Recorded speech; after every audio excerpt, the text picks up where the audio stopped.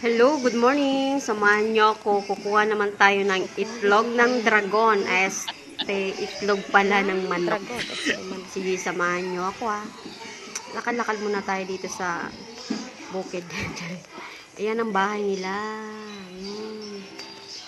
Ayan yung bahay nila. Diba? Yung mansion ni Banini. So, lakad tayo ng konti. Bilisan na natin. Ito yung mga baboy nila, guys. Hi, mga kalahi. Ay,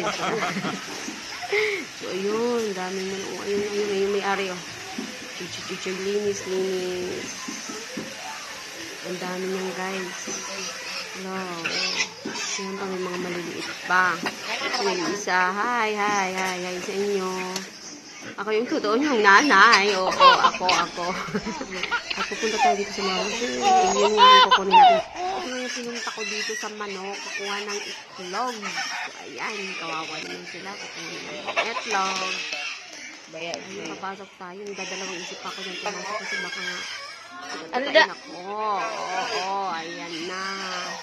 Yung isa naman nandun sa itlog niya, tinatago niya yung itlog. Yung pinapaalis ko yan. Shush. Ayun, ayan yung mga itlog nila. Guys, ang init pa ng itlog nila. Mababait pala kayo. Oo, madami dyan. My God, ang init. Walang, pasensya na kayo. Pinag-utusan na Sorry mahal na prinsesa. Ay, igno. Pang breakfast lang ng mga bata, Sige, may itlog kayo. Magpakarami kayo ng itlog.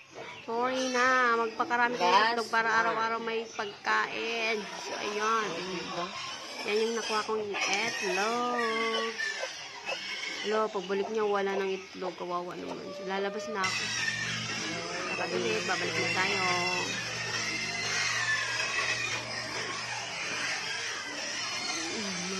Pasok na tayo sa mansion ni Banini. Lakad-lakad. Maganda dito, guys. Ayan. Presko. Ayan yung paligid. Daming saging. So, ayan. Papasok na nga ako sa mansion ni Banini. Ayan. Tanggalin ko muna yung aking bags. Ayan. Pasok na. Ayan na yung mansion. Sige. Lutuin na yan. Okay? So, guys, Papakita ko sa inyo kung anong niluto namin dyan. Lagay ko muna. Ayan. Ayan pala nagluluto. So, ayan na nga. At nilagay pa sa ampalaya.